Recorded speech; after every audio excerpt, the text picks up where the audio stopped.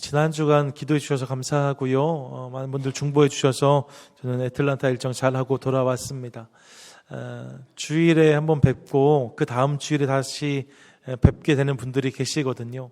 그렇게 생각하면 실은 정상적으로 오늘 만난 건데, 그런데도 불구하고 제가 먼 거리 다녀와서 여러분 더 반갑고 좋은 것 같습니다.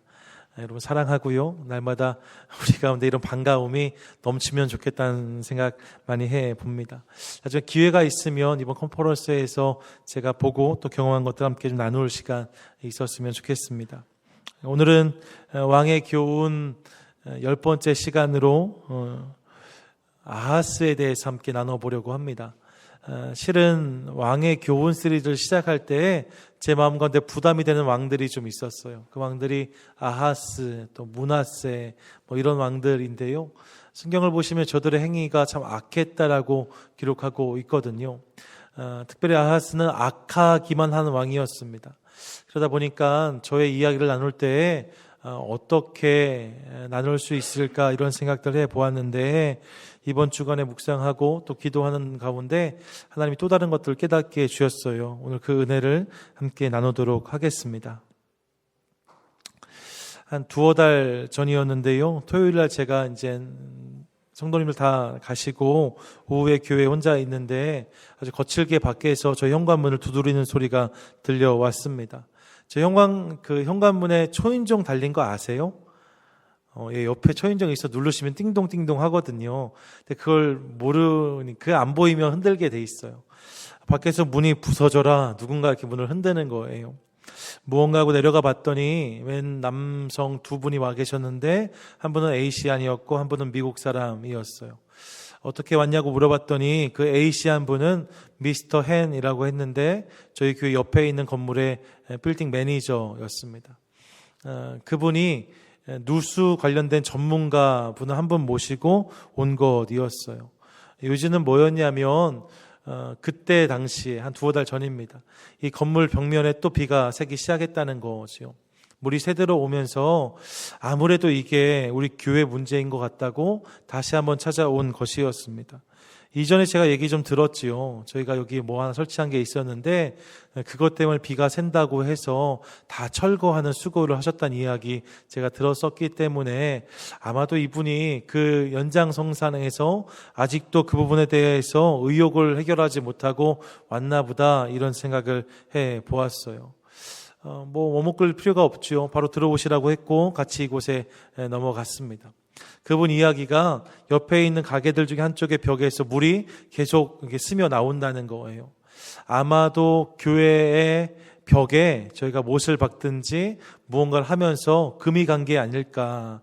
혹 그게 아니라면 바닥 공사를 저희가 제대로 마감하지 못해서 이 물이 저쪽으로 리킹되어서 흘러 들어가서 그렇게 물이 스며 나온 게 아닌가 이런 이야기를 하였습니다. 제가 이 얘기 했더니 일부 예배 때 어떤 집사님은 아유 이렇게 하시더라고요. 그런 일이 있었으니까.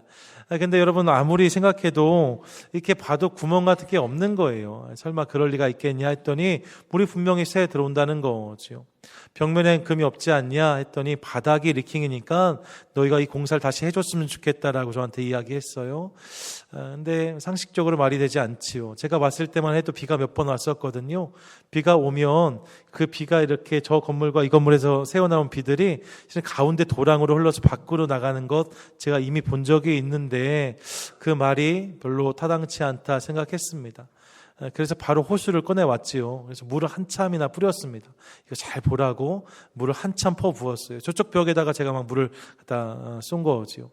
물이 움직이는 걸 잘 보라고 했더니 물이 저 벽 쪽으로 스며들지 않고 물이 나와서 이 또랑으로 흘러나가는 것을 우리가 함께 보았어요. 이거 아닌 것 같다고 그렇게 이야기해 주었더니 그럼에도 불구하고 이게 아니면 여기에 물이 셀 리가 없다는 거죠. 가만히 보고 있던 그 미국 전문가 테크니션이 혹시 사다리가 있냐고 저한테 물어요. 그래서 교회 사다리가 있으니까 사다리 여기 있다고. 그러니까 지붕을 한번 좀 올라가 보고 싶다고. 저희 교회 지붕이 아니라요. 옆에 있는 건물에 지붕 올라가 보고 싶다고 이야기하였습니다. 그 미스터 헨 그분이 그 이야기를 듣고 막 반발하는 거예요. 물이 여기서 새는데 지붕 올라가서 뭐 하냐고. 그리고 지붕은 얼마 전에 우리가 보수했기 때문에 그럴 리가 없다고. 이거 교회 문제라고. 제가 뭐 같이 얼굴 붉힐 수 없으니까 어떻게 하면 좋겠냐 했더니 지붕 올라가 보겠다고 하더라고요. 사다리 잡고 지붕에 올라갔어요. 올라갔는데 그분이 지붕에 올라가더니 껄껄껄 웃는 소리가 들렸습니다. 왜 그러냐 물었더니 지붕에요 큼직큼직한 구멍이 나 있는 거예요. 그러니까 그 구멍으로 물이 이렇게 고여서 내려오는 것을 확인한 거지요. 근데 물은 이쪽에서 새는데 구멍은 주로 이쪽 지붕 쪽에 많이 있다는 거예요. 그래서 아마 이물이지 않냐고 그 테크니션이 이야기했습니다. 미스터 헨이 물은 여기서 나오는데 어떻게 그렇게 할 수가 있냐 했더니 그 전문가 이야기하는 거예요. 물이 드라이브 인 한다고. 그래서 물이 흘러간다는 거죠. 벽 속에서 타고 흐르다가 이제 가장 물이 배어나오기 쉬운 부분에 가면 그 물이 터져 나온다고 하더라고요. 그런 이야기를 한참 설명해 주더니 저를 보고 씩 웃어요. 그러면서 미스터 헨한테 교회한테 사과하라고, 교회 문제 아니라고 이렇게 이야기해 주었습니다. 되게 뻘쭘해 하는 글을 보면서 사과할 필요 없다고, 괜찮다고, 충분히 오해할 수 있는 부분인데 우리 앞으로 잘 지내자고 이렇게 이야기했거든요. 했더니 그분이 저한테 교회 예배 시간이 언제냐고 묻더라고요. 그게 2달 전 이야기인데 아직도 한 번도 안 왔습니다. 네, 미스터 헨인데 여러분 그분 보시면 미워하지 마세요. 그렇게 저희 잘 정리됐으니까요. 제가 그 일을 겪으면서 깨닫게 된 것이 있습니다. 그게 뭐냐면 물이 드는 것과 물이 나는 것이 다를 수 있다는 사실이에요. 물이 이곳에서 나오지만 실은 물이 그곳에서 드는 게 아니라 저곳에서 물이 들어가서 이곳에 나올 수 있다는 것을 깨닫게 된 거지요. 오늘 우리 삶 가운데 고난의 문제에 대해서도 이런 모습이 있을 수 있지 않을까 이런 생각을 해 보았습니다. 여러분 위기와 고생이 나와는 상관이 없다 이렇게 말할 수 있는 사람이 누가 있겠어요? 모두가 다 그런 어려움을 경험하지요. 인생을 살다 보면 고생이나 수고나 어려움이 찾아오곤 합니다. 그런데 여러분 고생, 고난이 없는 인생은 없지만 그 고난이 무엇 때문인지를 아는 인생은 사실 많지 않습니다. 고난이 찾아왔을 때 이 고난이 왜 내 인생 가운데 닥쳤는지를 아는 인생은 그렇게 많지 않다는 거지요. 물론 여러분 고난에 이유가 있는 것은 모든 고난에 다 이유가 있는 것은 아닙니다. 성경은 욥의 이야기를 통하여서 이유 없이 당하는 고난이 있을 수 있다라고 분명히 말씀하고 있어요. 욥의 인생을 보시면 저에게 임했던 고난은 분명히 그의 잘못 때문이 아니었습니다. 그의 죄 때문에 그가 경험한 고난이 아니었다는 거예요. 인과 응보가 아니었습니다. 사단이 저를 시험하려고 해서 주어진 고난이 욥이 경험한 고난이었습니다. 하나님이 허락하신 시험이었다는 거예요. 그렇기 때문에 하나님께서 허락하신 분명한 한계도 있었습니다. 그 보호하심 아래에서 욥이 고난을 경험한 거지요. 하지만 여러분 분명히 욥이 당한 고난은 이유가 없는 고난이었어요. 그런 고난이 있습니다. 하지만 그렇다고 해서 모든 고난에는 이유가 없다. 모든 고난은 이유와 상관이 없을 것이다 하면 그것 또한 어리석은 이야기가 될 수 있을 것입니다. 이유가 없는 고난이 있지만 다른 한편으로는 이유가 분명한 이유가 있는 고난도 존재할 수 있다는 거지요.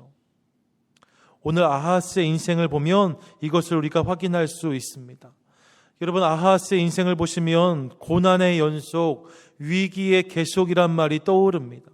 본문을 보면 어쩜 이리도 어려운 상황이 멈추지 않고 저의 통치 기간 가운데 남유다에 계속될 수 있을까 이런 생각이 들어요. 오늘 함께 읽었던 본문 5절부터 7절까지를 보시면 먼저는 아람과 북이스라엘이 남유다를 쳐들어왔다라고 본문이 말씀하고 있습니다. 5절에 보니까 그러므로 그의 하나님 여호와께서 그를 아람 왕의 손에 넘기심에 라고 말하고 아람 왕이 쳐들어와서 남유다의 많은 사람들을 살육하고 또 그들을 잡아갔다라고 말씀하고 있어요. 이어진 6절과 7절에 보시면 르말리아의 아들 베가가 유다에서 하루 동안의 용사 12만 명을 죽였고 7절에 에브라임의 용사 시그리는 왕의 아들 마하세야와 국내 대신 아스리감 총리 대신 엘가나를 죽였다라고 말하고 있는데 이들이 다 어디 사람이냐면 북이스라엘 사람입니다. 그러니까요 이 아하스가 통치하는 기간 동안에 아람이 쳐들어와서 그 땅을 유린하고 북이스라엘이 쳐들어와서 그 땅의 사람들을 죽였다라고 본문이 말씀하고 있는 거예요. 또 16절과 18절을 보면 블레셋과 에돔이 달려드는 모습도 확인하는데 16절에 보니까 그때 아하스 왕이 아수르 왕에게 사람을 보내어 도와주기를 구하였으니 17절에 이는 에돔 사람들이 다시 와서 유다를 치고 그의 백성들을 사로잡았음이며, 여러분 에돔 사람들이 남유다 이스라엘 사람들을 잡아가고 그들을 쳤다라고 말씀하고 있는 거지요. 18절에 보면 블레셋 사람들도 유다의 평지와 남방 성읍들을 침노하여 라고 하면서 여러 성읍들을 저들이 차지했다라고 본문이 말씀하고 있습니다. 우시야 왕 때 그 전후에 블레셋의 많은 도성들을 빼앗았고 그 땅에 남유다의 성읍들을 건설하였었거든요. 그런데 블레셋이 다시 힘을 얻어서 그 땅을 침노하였다는 거예요. 그 성의 사람들을 몰아내고 다시 블레셋의 성을 세웠다라고 본문은 말씀하고 있습니다. 남유다라는 나라를 놓고 보시면 이 남유다를 둘러싸고 있는 나라들이 다 한 번씩 와서 그 나라를 어렵게 했다는 것을 우리가 확인할 수 있어요. 아람이, 북이스라엘이, 에돔이, 그리고 오늘 본문이 말하는 블레셋이 남유다를 쳤고 그들을 괴롭혔다라고 본문은 분명히 말씀하고 있습니다. 설상가상으로 여러분 이 상황들 속에서 이 아하스가 아람 나라 뒤에 있는 아수르에게 도움을 요청하거든요. 아수르가 오면 그러면 이 아람도 북이스라엘도 그 위기를 넘어설 수 있을 것이다 생각했는데 그렇게 요청한 아수르마저도 도우러 왔다가 남유다를 약탈했다라고 본문은 말씀하고 있어요. 본문 20절과 21절인데요. 이렇게 말씀합니다. 함께 읽겠습니다. 아수르 왕 디글랏 빌레셀이 그에게 이르렀으나 돕지 아니하고 도리어 그를 공격하였더라. 21절이요. 아하스가 여호와의 전과 왕궁의 방백들의 집에서 재물을 가져다가 아수르 왕에게 주었으나 그에게 유익이 없었더라. 예. 여러분 아수르의 원군을 요청했는데 이 원군이 와서는 무엇이 되었다고요? 적군이 되었답니다. 그 땅을 그래서 침노하고 그 땅의 것들을 빼앗아가고 사람들을 죽였다라고 본문은 말씀하고 있어요. 아하스 왕이 16년을 통치했는데 이 16년의 시간 동안에 정말로 끝도 없는, 끝이 보이지 않는 고난이 저의 인생을 강타하고 있는 거지요.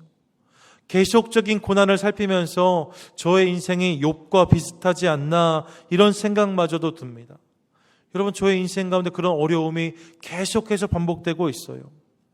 그런데 여러분 그렇게 아하스의 인생에 찾아온 위기들은 욥의 그것과 많이 닮아 있지만 실은 다른 것이다라고 본문은 말씀하고 있어요. 왜냐하면 분명한 이유가 있었거든요. 아하스가 당한 고난에는 이유가 있었다라고 성경은 말씀합니다. 그 이유가 무엇입니까? 성경은 그게 우상 숭배라고 기록하고 있어요. 그의 인생에 닥쳤던 모든 고난을 기록할 때에 성경은 그 앞부분에 그의 인생에 있었던 그가 붙잡았던 우상을 언급하고 있다는 거지요. 2절부터 5절까지를 보십시오. 2절에 보시면 이스라엘 왕들의 길로 행하여 바알들의 우상을 부어 만들고, 누가요? 아하스가요. 아하스가 바알들의 우상을 부어 만들고 3절에 보니까 հիմ놈의 아들 골짜기에서 분향하고 이방신을 섬긴 것입니다. 여호와께서 이스라엘 자손 앞에서 쫓아내신 이방 사람들의 가증한 일을 본받아 그의 자녀들을 불사르고, 여러분 인신제사, 특별히 자녀들을 태워 죽이는 제사는 몰렉이라는 신을 섬기는 자들의 모습이었거든요. 근데 그런 모습이 이들에게 있었대요. 모압이 섬겼던 신을 섬기는 모습으로 남유다가 그렇게 신들을 붙잡았다는 거지요. 4절에 보니까 또 산당과 작은 산 위와 모든 푸른 나무 아래에 제사를 드리며 분향하였다라고 말하고 있어요. 여러분 산당마다, 작은 산마다, 또 푸른 나무마다, 여러분 푸른 나무가 이스라엘에 많지 않거든요. 그러니까 푸르르고 큰 나무를 보면 왠지 저것이 신령해 보이는 거죠. 그래서 그 밑에 제단을 쌓고 저들이 예배했다라고 본문은 말씀하고 있어요. 우리나라 말로 하면 선왕당 정도 되는 거죠. 그렇게 저들이 정령을 숭배하고 다른 것들을 붙잡았다라고 말씀합니다. 그리고 나서 5절에 그러므로 라고 말한 다음에 이 땅에 임했던 아람과 북이스라엘 공격이 기록되고 있는 거예요. 블레셋과 에돔의 공격 앞에서도 19절에 보면 이렇게 말씀하는데 함께 읽겠습니다. 시작.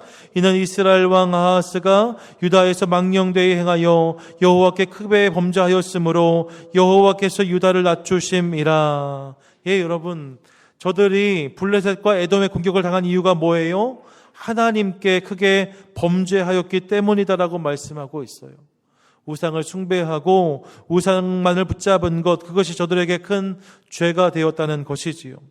아수르의 공격도 마찬가지입니다. 아수르의 공격에 대해서도 23절에 보시면 이렇게 기록되고 있는데 23절 제가 읽어드릴게요. 자기를 친 다메섹 신들에게 제사하여 이르되 아람 왕들의 신들이 그들을 도왔으니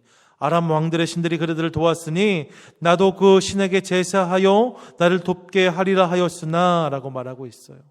무슨 말입니까? 아수르의 강함을 보면서 저들의 신이 그렇게 강하니까 나도 이제 그 신을 붙잡아서 도움을 구하겠다라고 아하스가 이야기했다는 것입니다.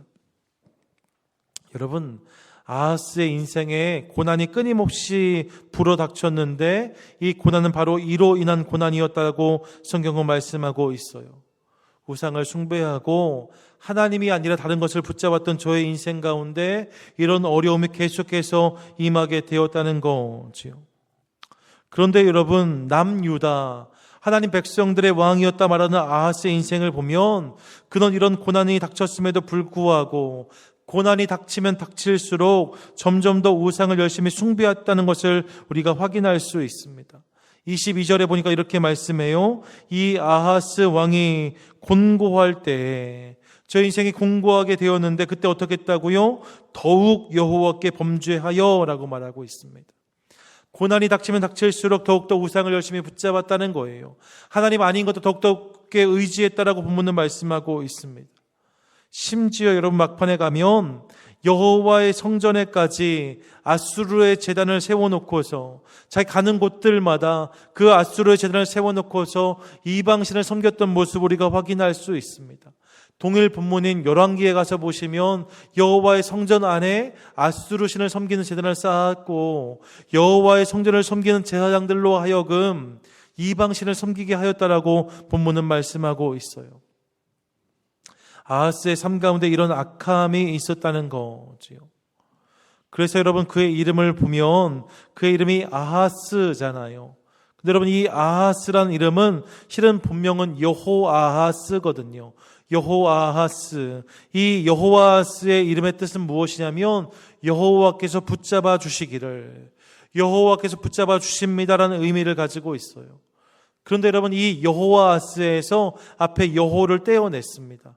여호와가 뭐예요? 여호와, 하나님을 의미하는 거지요.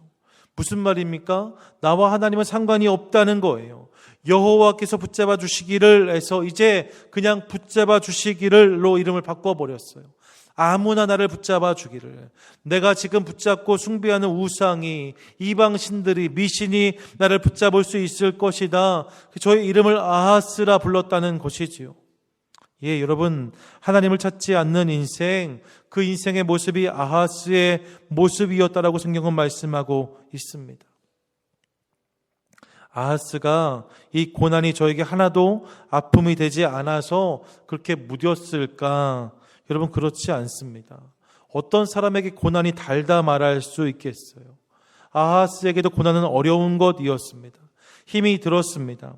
선대왕들이 당하지 않았던 그런 고난을 당하면서, 여러분, 이 아하스 앞에가 누구예요? 요담이잖아요. 요담 앞에가 누굽니까? 우시야 아닙니까? 여러분, 이 왕들의 특징이 뭐예요? 하나님 안에서 평탄의 시기를 누렸잖아요. 하나님 앞에서 평온한 시기를 누렸던 왕들이란 말이에요. 그 시간이 수십 년이었어요. 수십 년 동안 전쟁을 경험하지 않았던 남유다 왕국이 아하스가 왕이 되면서 이런 일들이 반복되고 쏟아지는 것을 보면서 그가 얼마나 고통스러웠을까요? 절대로 아무렇지도 않았을 리가 없습니다. 그도 도움을 찾고 싶었고 붙잡을 곳이 필요했습니다. 그래서 여러분, 저가 이방신을 찾잖아요. 그런데 여러분, 이런 상황 속에서 그는 단 한 번도 하나님을 찾지 않습니다. 단 한 번도 하나님을 구하지 않습니다. 여러분, 하나님의 은혜를 구하지 않으면 하나님의 도우심은 경험할 수 없습니다. 한번 따라 하시지요. 하나님의 은혜를 구하지 않으면 하나님의 도우심은 경험할 수 없다. 예, 여러분, 하나님의 도우심은 어떤 자에게 임해요? 은혜를 구하는 자에게 임하는 거예요. 하나님의 응답이 누구에게 임합니까? 기도하는 자에게 임하는 줄로 믿습니다. 구하는 자에게 역사하시는 거지요. 근데 여러분, 아하스는 구하지 않았답니다. 그래서 하나님의 도우심을 경험하지 못했어요. 대신 그는 다른 신들을 열심히 찾습니다.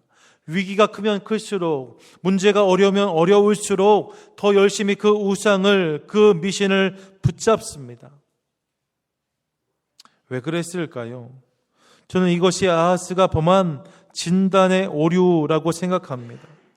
저의 인생 가운데 여러 가지 위기가 있었는데, 고난이 찾아왔는데 그 고난과 위기를 경험하면서 이것이 왜 그렇게 되었는지를 알지 못했다는 거지요.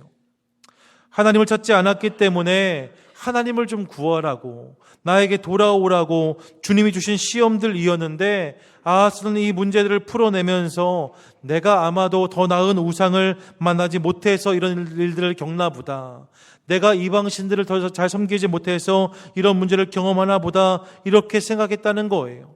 그래서 문제가 닥치면 닥칠수록 하나님께 나아가는 것이 아니라 반대로 이방신을 향하여서 우상을 향해 나아간 저의 모습을 보는 거지요. 문제가 뭔지를 몰랐어요. 저의 인생이 점점 더 깊은 어둠으로 들어갔다라고 본문은 말씀하고 있고, 결국 그랬던 저의 인생 가운데 하나님의 은혜의 순간은 한 번도 없었던 것을 우리가 확인할 수 있습니다. 그렇게 저의 인생이 마무리되게 되었어요. 이것이 아하스의 인생이라는 거지요. 여러분, 문제를 만나시면 문제를 푸는 첫 번째 단추는 출제자의 의도를 파악하는 거예요. 출제자의 의도를 파악하면 우리는 정답을 알아갈 수 있습니다. 이 문제가 왜 왔나, 이 문제가 무엇인가를 정확하게 알려면 출제자의 의도를 파악해야 되는 거지요. 여러분, 때로는요, 출제자만 알면 문제를 몰라도 답을 알 때도 있어요. 제 중학교 때요, 저희 체육 선생님이 아주 유명한 마라토너 선수셨거든요. 근데 이분이 딴 건 다 좋은데 시험 문제 내는 걸 되게 귀찮아 하셨어요. 그래서 중간고사, 기말고사를 보면 시험 문제가 딱 나오는데 문제를 보면 답이 이렇게 늘 내세요. 답이 111, 222, 333, 444, 555, 다시 111 이렇게 해요. 그러니까 여러분, 이 체육 시험지를 받았을 때 이 시험을 그 선생님이 냈다는 것을 알면 실은 고민하지 않아요. 전교생이 그냥 다 111, 222, 333 이렇게 했으면 그러면 100점이에요. 나중에 이것을 알고 그 선생님이 출제를 바꾸셨어요. 어떻게 해요? 555, 444, 333. 예, 여러분. 선생님, 누가 문제를 냈는지만 알아도 정답을 알 수 있습니다. 하지만 여러분, 출제자의 의도를 파악하지 못하면 절대로 답을 맞추기가 어렵습니다. 엉뚱한 답이 나올 수밖에 없는 거지요. 그런데 여러분, 아하스의 삶이, 아하스의 모습이 이와 같았습니다. 그의 인생 가운데 찾아온 고난과 어려움은 하나님이 그의 인생 가운데 두신 문제들이었어요. 그런데 하나님께서 그의 인생 가운데 이런 문제들을 통하여서 당신에게 돌아오라는 메시지를 주셨는데 아하스는 이것을 까맣게 몰랐다라고 성경은 말씀합니다. 출제자의 의도에는 관심이 없었다는 거지요. 그리고 자기 마음대로, 자기 해석대로 그 고난을 다루었다라고 본문은 말씀하고 있어요. 하나님이 내신 문제를 다루어가면서 하나님의 뜻에는 관심이 없고 내 마음대로, 내 해석대로, 내 편한 대로 문제를 다루었다는 거지요. 이방신을 붙잡는 것으로, 미신을 붙잡는 것으로, 다른 것을 의지하는 것으로 이 문제를 풀어내려고 했습니다. 결국 여러분, 그의 인생 가운데 하나님이 내어주신 문제를 그는 한 번도 풀지 못했어요. 그렇게 그의 인생이 마무리되었다는 것이지요. 여러분, 시험으로 말하면 빵점이고요, 역대기의 평가를 말하면 오직 악하게만 행한 왕이다라고 저를 평가할 수 있습니다. 인생에 주어진 문제들의 출제자이신 하나님의 의도를 몰랐기 때문에 이런 일들이 벌어지게 되었다는 거지요. 여러분, 이것이 아하스의 실수였고 그의 잘못이었다라고 성경은 말씀하고 있습니다. 그래서 오늘 왕의 교훈 10번째, 아하스를 통해서 만나는 교훈이 바로 이것입니다. 함께 따라하겠습니다. 돌이킬 줄 아는 지혜를 구하라. 우리 한 번 더요. 돌이킬 줄 아는 지혜를 구하라. 예, 여러분, 우리 삶 가운데 문제를 다뤄갈 때에 이 지혜가 있게 되기를 간절히 소망합니다. 저 여러분 삶 가운데 이런 은혜가 있어서 똑같은 우를 범하지 않는 인생으로 우리 모두가 세워질 수 있기를 간절히 소망합니다. 우물에 가서 숭늉을 찾고 물에 빠졌는데 지푸라기가 나를 구원할 수 있을 거다 착각하지 않는 인생 우리 모두가 될 수 있기를 소망합니다. 여러분, 그렇게 진단이 잘못되면 우리는 문제를 넘어설 수가 없습니다. 혹시나 하는 마음에 한 번 더 말씀드릴 것이 있는데, 여러분, 우리 인생 가운데 이유가 없는 고난이 분명히 있다는 것 먼저 꼭 기억하시기 바라요. 우리 삶의 모든 문제를 인과응보로 해석할 수는 없다는 거지요. 여러분, 그럴 때가 있어요. 욥이 당하는 것 같은 고난이 우리 인생에 찾아올 수 있습니다. 그러므로 여러분, 남의 인생을 바라보시면서, 남의 인생을 평가하시면서, 그가 당하는 고난과 어려움을 바라보시면서 무언가 저들의 삶 가운데 문제가 있나 보다, 죄가 있나 보다, 기도하지 않아서, 예배가 바로 서지 않아서, 여러분 이렇게 말하지 않으시기를 바라요. 수근거리지 않게 되기를 바랍니다.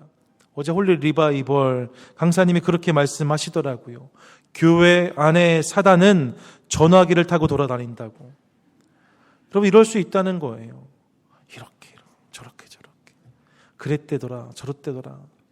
여러분, 남의 인생을 보면서 아마 하나님께서 아마 저런 문제가 있기 때문에 아마 내가 그렇게 안 봤는데 그의 삶 가운데 이렇게 말하지 말라는 거지요. 남의 인생의 문제를 그렇게 판단할 수가 없어요. 왜요? 이유 없는 고난이 있거든요. 이유 없는 고난이 있어요. 이유 없는 고난에 대해서 내가 왜 이유를 달아요? 그러면 안 되지요. 특별히 전 교회에서 이런 은혜가 있었으면 좋겠다는 생각 늘 하곤 합니다. 여러분, 저도 모태 신앙이니까 교회에서 이제 거의 40년을 살아왔는데요. 교회가 힘들고 어려운 일이 있을 때에 그 마음을 나누고 위로받고 격려받는 모임이 되면 참 좋겠는데, 사실 그러지 못할 때가 많이 있어요. 교회 안에서 내 치부가 드러나면, 교회 안에 나의 부족함이 드러나면 그것이 여러분 전화기를 타고 돌아다녀요. 사단이 전화기를 타고 움직이는 것처럼 이 사람이 저 사람에게, 저 사람이 이 사람에게 그 일에 대해서 판단하고 평가하고 아마도 라는 말을 붙여서, 여러분, 그러니까요, 세상보다 교회가 더 무섭다고 말하는 분들이 계세요. 교회에서 무슨 이야기를 할 수가 없어요. 기도 제목 나누기가 어려워요. 기도 제목 나눌 때 꼭 뭐라고 말씀하세요? 절대로 말하면 안 돼 라고 말하잖아요. 여러분, 저는 우리 교회가 그런 교회 되지 않게 되기를 간절히 소망합니다. 문제 어려움이 있을 때 그것을 나누고 기도할 수 있는 공동체, 그 공동체가 좋은 공동체잖아요. 그리고 그렇게 가야 되잖아요. 그것이 두렵다고 절대로 말하지 말자고, 절대로 여러분 언급하지 말라고 그렇게 말할 수는 없는 거죠. 좋은 얘기는 돌아다니지 않아요. 배가 아프거든요. 남의 집 아들 좋은 대학 갔다, 이런 이야기 쉽게 하지 않아요. 안 된 것만, 어려운 것만. 여러분, 그러면 안 됩니다. 이유가 없는 고난이 있을 수 있어요. 그러므로 얄팍한 내 생각으로 그것을 판단하지 않게 되기를 소망합니다. 설명하려고 하지 마세요. 그냥 그를 위로하면 되는 거예요. 우리가 해야 될 일은 평가하고 그를 정죄하는 것이 아니라 품어내는 거지요. 우리는 이유를 알지 못하지만, 이유는 없을 수 있지만 목적은 있으니까, 하나님, 이 문제를 통하여서 하나님의 목적이 저의 삶 가운데 이루어지게 해 주십시오. 함께 기도하는 저와 여러분, 우리 교회 공동체가 될 수 있기를 간절히 소망합니다. 더불어 자신의 삶에서 경험하는 모든 문제에 대해서도, 여러분, 이것이 다 내 탓이다, 내 죄 때문이다, 여러분, 그렇게 해서 잘못된 자책감이나 죄책감, 감정적인 올무에 묶여있는 분들이 계시다면 이 시간 축복합니다. 그 올무가 끊어지고 자유케 되시기를 간절히 소망해요. 여러분, 내 삶의 모든 문제를 다 내가 책임질 수 없어요. 문제를 경험하면서 이것이 내 죄 때문인가 보다, 내 잘못 때문인가 보다, 그 죄책감에 억눌려가지고 모든 문제를 대할 때마다 작아지고 있는 모습이 있다면 여러분, 그러지 않게 되시기를 소망해요. 이유가 없는 고난이 있을 수 있어요. 그 이유가 난가 보다 하고 아파하지 마시고, 고난을 당하실 때는 이유는 없지만 목적은 있는 거거든요. 그 목적을 기대하시면서, 하나님, 이 문제를 잘 다루어서 하나님께 영광 올려드리게 해주십시오.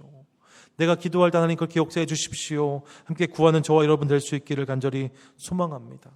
예, 여러분, 이유가 없는 고난이 분명히 있어요. 이걸 먼저 기억하십시오. 하지만 동시에 이유가 있는 고난도 분명히 자리한다는 것을 함께 기억하고 싶습니다. 이유가 있는 고난이 있을 수 있다는 거예요. 무언가 하나님의 이유와 목적들 속에서 어떠한 이유로 인하여서 우리 삶 가운데 주어지는 고난이 있을 수 있다는 거지요. 여러분, 그때에는 핑계하지 마시고 도망가지 마시고 정직하게 나를 돌아보는 지혜가 우리 삶 가운데 있게 되기를 간절히 소망합니다. 문제를 대하면서 혹시 이 고난이 하나님이 내 인생에 켜시는 경고등은 아닌가? 문제를 대하면서 혹시 이 위기가 이 길은 아니라고, 그렇게 가면 안 된다고 나의 발걸음을 멈추게 하시는 하나님의 음성은 아닌가? 우리 삶을 돌아볼 수 있기를 간절히 소망합니다. 그리고 여러분, 그렇게 물을 때에 하나님 우리 삶 가운데, 우리 심령 가운데 깨닫게 하시는 부분들이 있다면 그 부분에 대해서 돌이키고 주의 은혜 가운데 머무는 은혜가 우리 삶 가운데 있어지기를 간절히 소망해요. 회개해야 될 것들이 깨달아지면 회개하면 되는 거예요. 결단해야 될 부분들이 깨달아지면 결단하면 되는 거예요. 여러분, 고난을 만났는데 불순종한 게 깨달아진다면 순종하면 되는 거예요. 그때 하나님의 회복의 은혜가 우리 삶 가운데 임하게 될 줄로 믿습니다. 하나님이 그렇게 하라고 말씀하신다는 거예요. 누가복음 15장에 가시면 우리가 다 아는 탕자의 비유가 소개되고 있어요. 여러분, 저의 인생에 누가 저의 인생을 근사하다 하겠습니까? 잘못투성이에요. 죄투성입니다. 쓸 수가 없는 인생이에요. 살아있는 아버지의 유산을 요구하고 그 유산을 받자마자 아버지를 떠나서 이방에 가서 그 모든 걸 다 탕진해버렸다라고 본문은 말씀하고 있습니다. 잘한 것이 아무것도 없어요. 본받을 만한 모습이 아무것도 없습니다. 하지만 그 인생의 마무리를 보시면 저가 아들의 지위를 회복하고 은혜를 경험하는 것으로 저의 인생이 마무리되는 것을 확인할 수 있습니다. 어떻게 이런 일이 가능했을까? 저가 한 일 중에 잘한 것 한 가지 있어요. 그게 무엇입니까? 누가복음 15장 17절 18절 보세요. 17절 보니까 이에 스스로 돌이켜 이르되 내 아버지에게 양식이 풍족한 품꾼이 얼마나 많은가? 난 여기서 줄여 죽는구나. 내 힘들고 어려운 고난의 상황을 인지했어요. 그리고 18절에 보면 뭐라고 말씀하고 있습니까? 내가 일어나 아버지께 가서 라고 말하고 있어요. 뭐라고요? 내가 일어나 어디로 간다고요? 아버지께 가서. 여러분, 탕자가 잘한 것 아무것도 없지만 이거 하나 잘했어요. 내 인생의 고난이 어디서 밀려왔는지를 저가 알 수 있었어요. 내 인생의 문제가 무엇 때문에 시작됐는지 저가 분명히 알았다는 거예요. 그게 뭐예요? 아버지를 떠났기 때문에. 다른 문제에서 답을 찾지 않았어요. 저 사람 때문에, 친구를 잘못 사귀어서, 내가 이 땅에 와서 이렇게 말하지 않았어요. 아버지를 떠났기 때문에. 이런 그것을 분명히 알고 아버지께 돌아갔더니 그의 삶 가운데 회복의 은혜가 임했다라고 본문은 말씀하고 있습니다. 사랑하는 여러분, 고난이 없는 인생이 없기 때문에 어떤 분은 그 고난 때문에 바닥에 주저앉게 되지만 어떤 분은 그 고난 때문에 하늘로 날아오르는 것을 봅니다. 언제 이 일이 가능할까요? 하나님 안에서 내 삶이 해석되어지고 성령께서 내 삶을 조명하기 시작할 때에 이 은혜가 임하게 될 줄로 믿습니다. 우리 삶 가운데 있는 문제와 고난에 대한 하나님의 출제 의도가 깨달아지기 시작하고 이로 인한 돌이킴의 결단이 우리 삶 가운데 있기 시작할 때에 우리도 고난을 딛고 하늘로 날아오르는 인생이 되게 될 줄로 믿습니다. 그러므로 바라기는 문제가 끊임없이 있었음에도 불구하고 그 문제의 답을 엉뚱한 데서 찾고 구함으로 아둔하게 인생을 마무리했던 아하스의 인생을 반면교사 삼아서 하나님이 원하시는 답을 적어가면서 날마다 우리의 삶을 세우고 만들어가는 저와 여러분 은혜의 백성 되시기를 주님의 이름으로 간절히 축원드립니다. 아멘.